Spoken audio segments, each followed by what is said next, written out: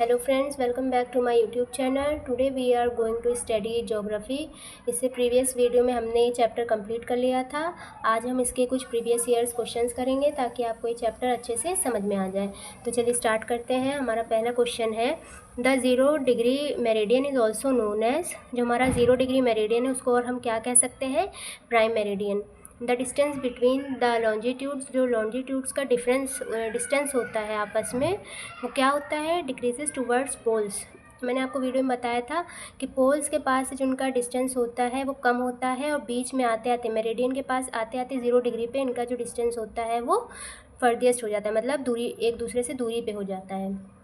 The total number of meridians across the globe is 360। जो total number meridian है पूरे globe में वो 360 हैं।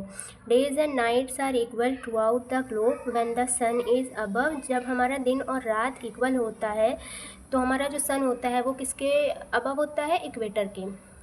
Dibrugarh is located in Assam. जो हमारा डिब्रूगढ़ है वो कहाँ लोकेटेड है? आसाम में। This marks the location of the equator on earth 0 degree. जो 0 डिग्री है हमारा वो अर्थ पे इक्वेटर की जो लोकेशन है वो मार्क करता है। इक्वेटर हमारा किस डिग्री पे होता है? 0 डिग्री पे। इक्वेटर क्या है? Imaginary circular line. Dash lines runs from east to west. They measure the distance north and south of the equator. ये लाइंस जो है वो ईस्ट से वेस्ट की तरफ जाती हैं और ये डिस्टेंस मेजर करती हैं नॉर्थ और साउथ का इक्वेटर से, मतलब इक्वेटर से नॉर्थ और साउथ हमारी कितनी दूरी पे। तो इन लाइंस को हम क्या कहेंगे? लैटिट्यूड्स। नेक्स्ट हमारा है, the Tropic of Cancer and Tropic of Capricorn are of equal length. जो ये ट्रॉपिक ऑफ कैंसर और ट्रॉपिक ऑफ कैप्रिकॉर्न की जो लेंथ होती है वो इक्वल होती है। Two end points of the axis are called poles. जो हमारे एक्सिस के जो पॉइंट होते हैं, एंडिंग पॉइंट, उनको हम पोल्स कहते हैं। IST स्टैंड्स फॉर, IST किसके लिए स्टैंड करता है? इंडियन स्टैंडर्ड टाइम के लिए।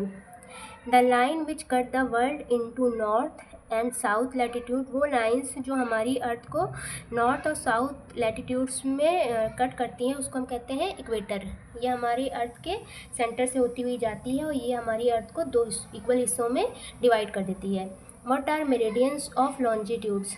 लॉन्जिट्यूड्स के मेरिडियंस क्या होते हैं? The lines running from north pole to the south pole.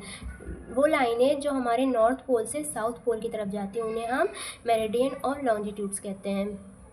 The freeze zone lies near. जो हमारा फ्रीज जोन होता है वो कहाँ पे लाई करता है? पोल्स के पास। पोल्स के डायरेक्ट नीचे हमारा फ्रीज जोन आता है, फिर उसके बाद हमारा आता है टेम्परेट जोन और फिर उसके बाद हमारा आता है torrid zone. The prime meridian passes through Greenwich. जो हमारा प्राइम मेरिडियन है वो ग्रीनविच के पास से होकर जाता है और इसी से जितनी भी कंट्रीज़ हैं वो अपना कंट्री का टाइम निकालती हैं। The standard meridian of India is. जो इंडिया का स्टैंडर्ड IST जो टाइम है, इंडियन स्टैंडर्ड टाइम जो है वो 82 डिग्री 30 ईस्ट है। ये आपको अच्छे से याद रखना है क्योंकि इसी टाइम से जो हमारे इंडिया में जहाँ का भी हमें अपने एग्ज़ाम में टाइम दिया होगा वो निकालना होगा, तो ये आपको अच्छे से याद होना चाहिए ये टाइम। और मैंने बताया था कि जब 1 डिग्री हमारी अर्थ रोटेट करती है तो 4 मिनट हम जब ईस्ट की तरफ जाते हैं तो 4 मिनट प्लस करते हैं, और जब वेस्ट की तरफ जाते हैं तो 4 डिग्री माइनस करते हैं। ये छोटे छोटे पॉइंट्स आप अच्छे से याद रखिएगा। Describe the shape of the earth. जो अर्थ का शेप है उसको डिस्क्राइब करना है। A sphere which flattens at the poles and bulge at the centre. एक ऐसा गोल आकार जो पोल्स के पास से चपटा हो और साइडों से बल्जी, मतलब बाहर की ओर निकला हो। और मैंने इस शेप का नाम भी आपको बताया था। प्लीज़ कमेंट सेक्शन में मुझे ज़रूर बताइएगा कि इस शेप का नाम जो है वो क्या है। नेक्स्ट हम पढ़ेंगे अपना,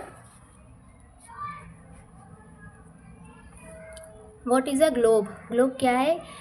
it is a 3 dimension representation of the earth. Earth का ये 3 डायमेंशनल रिप्रेजेंटेशन होता है, मतलब कह सकते हैं कि ग्लोब जो होता है वो अर्थ का एकदम मिनिएचर मॉडल होता है। तो हम जब भी क्लास में अपना ज्योग्राफी से रिलेटेड कुछ भी पढ़ते हैं तो हम ग्लोब की ही हेल्प लेते हैं अपने चैप्टर या कॉन्सेप्ट को समझने के लिए। The article circle is located in the northern hemisphere. जो हमारा आर्टिक सर्किल है वो नॉर्थन हेमिस्फीयर में है। अब हम ये कुछ असर्शन और रीज़न वाले एक दो क्वेश्चंस करेंगे, क्योंकि इस तरह के क्वेश्चंस आपके एग्ज़ाम में आते हैं। तो चलिए देखते हैं इसको भी।